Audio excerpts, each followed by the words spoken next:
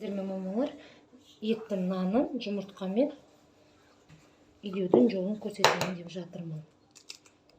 Жылыдан кішкене ыстығырақ суға тұзы бар ішінде бір қасық, кішкентай қасықпен илеп аласыз.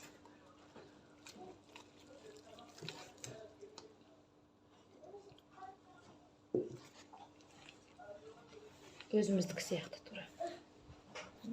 Міне мамалар, жұмсақ нан шығады, тура өзіміздік сияқты. Оны қатты қылмаңыздар, шер тұрған сайын қатты болады. Жұмсақ болсын, жарты сағатқа қойып қойсаңыздар болады. Болды. Қазір жайып көрсетемін. Міне, онда молырақ сеуіп аласыздар да, шетінен ақырын, қатты емес, біздік сияқты емес, ақырын басып жаясыздар. Ақырында басып, әйтпесе жыртылып кетеді. Осылай еттің нанын жайып аласыздар.